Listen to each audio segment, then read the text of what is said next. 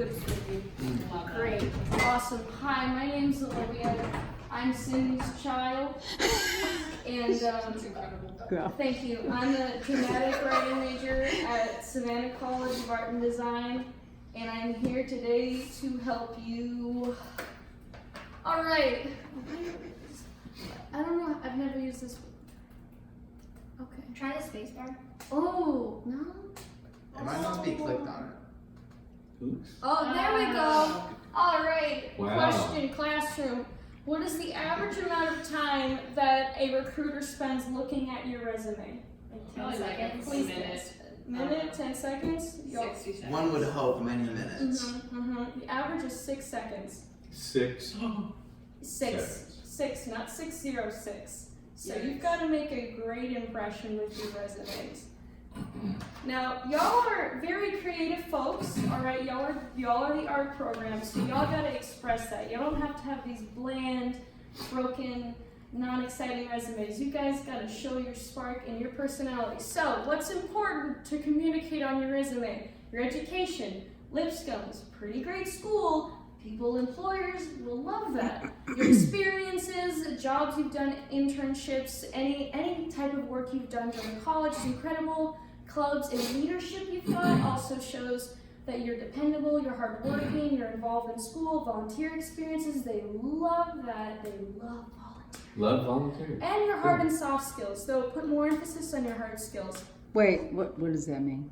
Like a hard skill is like, oh, I'm good at Adobe Illustrator or Photoshop or Google Excel. And soft skills, I'm organized, I'm proactive, I'm good at teamwork. I have a lot of soft skills. Soft skills. Tips for designing resume. Do y'all have access to Adobe Illustrator? Probably should, but do not. Okay, well, We should. What about the animation department? They do. Oh, they do, yeah. They do. Are they? Can they use it even as a part of Lipscomb? It's probably on their computers, but I don't know if we can get okay, I highly recommend Adobe Illustrator for your resume. It's very simple and easy to use. So what you're going to want to do is you're going to create your own personal color scheme that has 2 or 3 colors max. And I'll go more into how to create a color scheme, but after that, what you do with that color scheme is you create a personal logo for yourself, which again, you can create in Illustrator, and you can also use that logo and color scheme for your business card, your personal website, anything, and then at the bottom, use a banner. Like that's just a design tip for the resume instructions. Yes, hello. You go first. Go ahead. How's it going? What were we going to ask?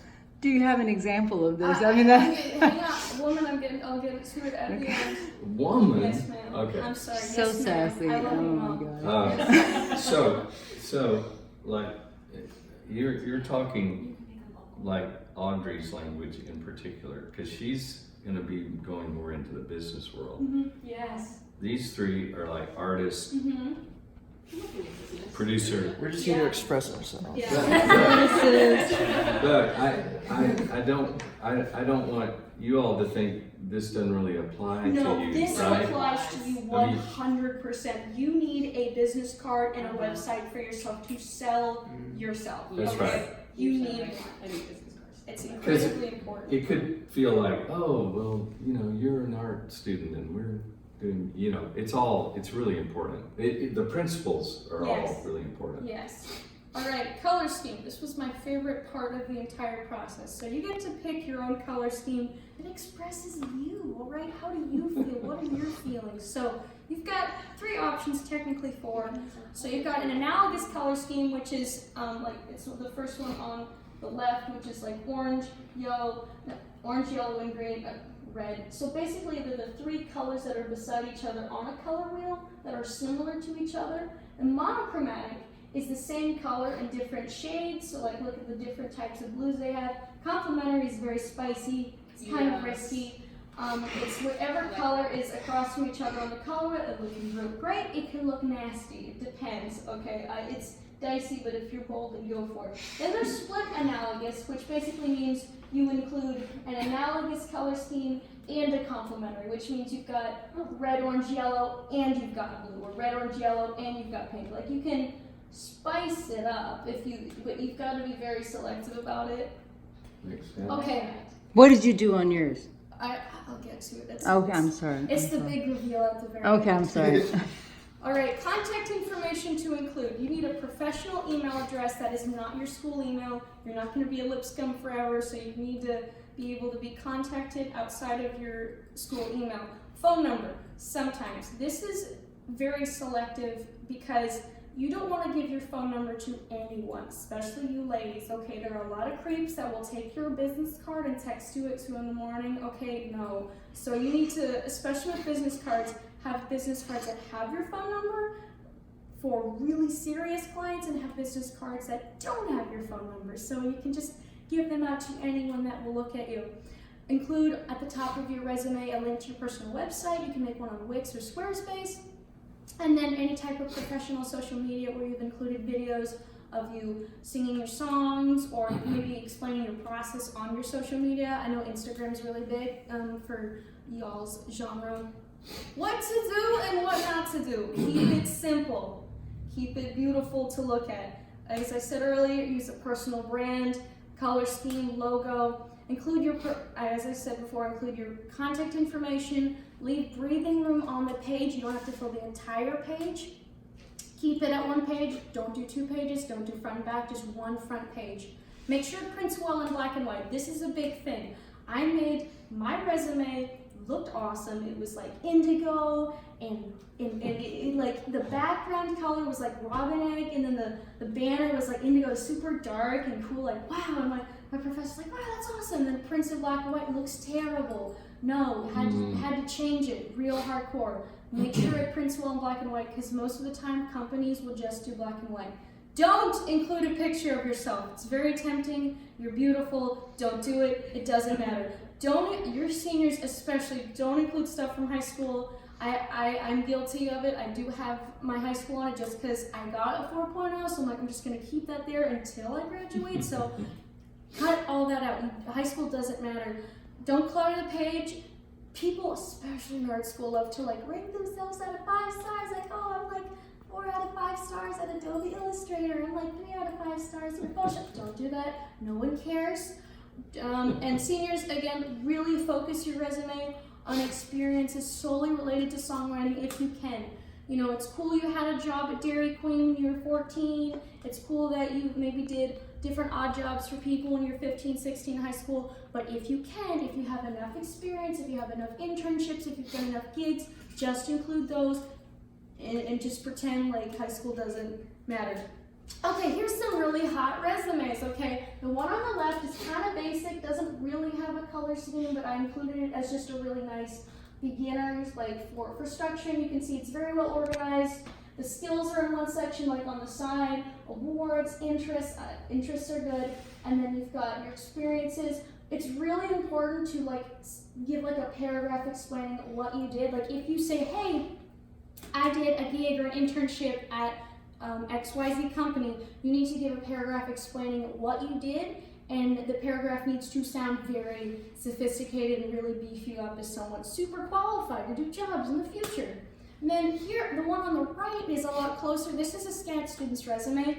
I really like it. The interior designers are so good at resumes. So this one has a very soft, it's kind of like a blush gray, blush orange, and then a brighter orange. It's very clear color scheme, very organized, very clean, very pleasant to look at, all right? So these are some hot resumes to take inspiration from.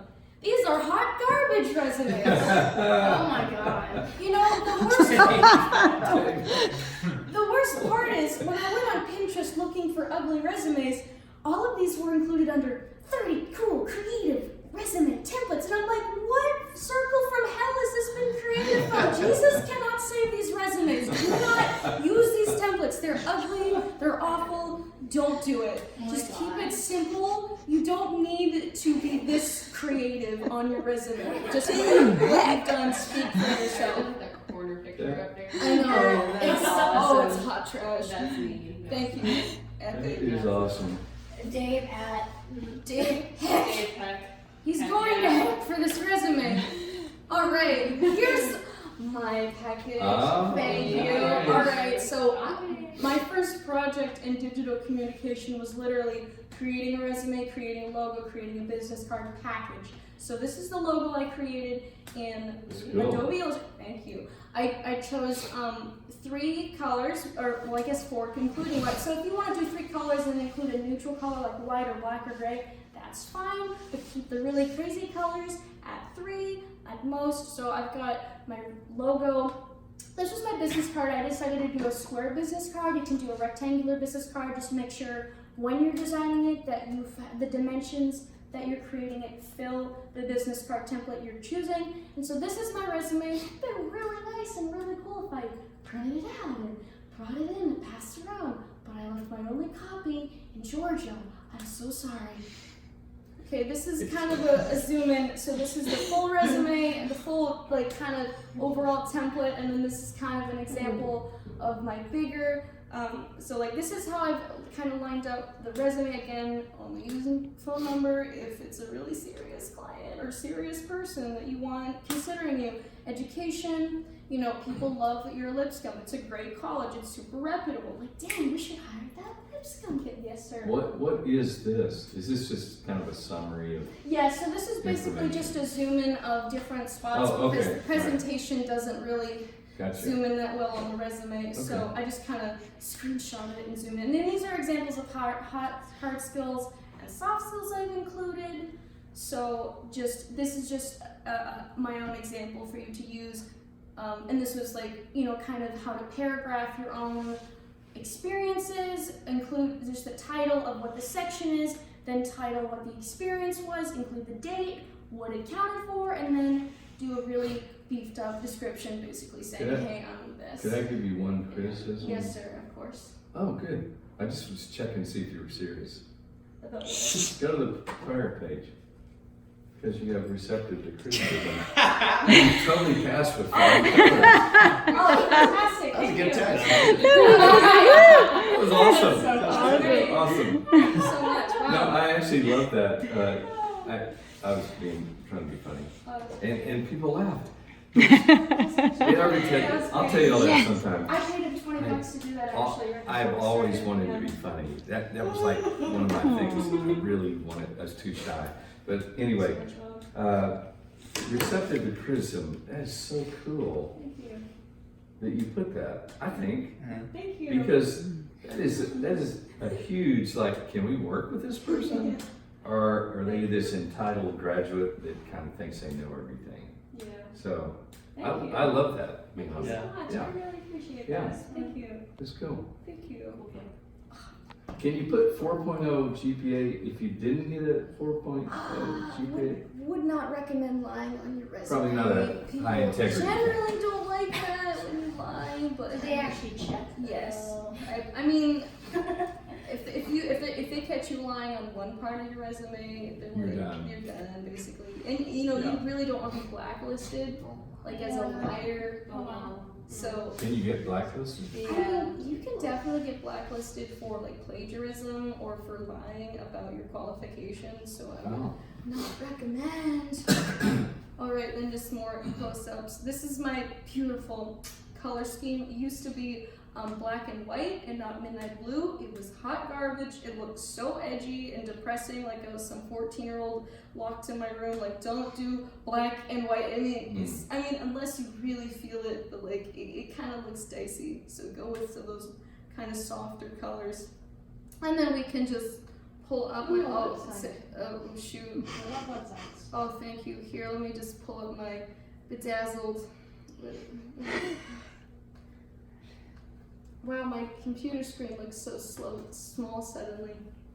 All right. Ooh. So again, really important. You create a personal website so that I your love that. employers can go there, find out about you, look at your portfolio, and use that color scheme. So for me, since I was a dramatic writing major, I didn't really.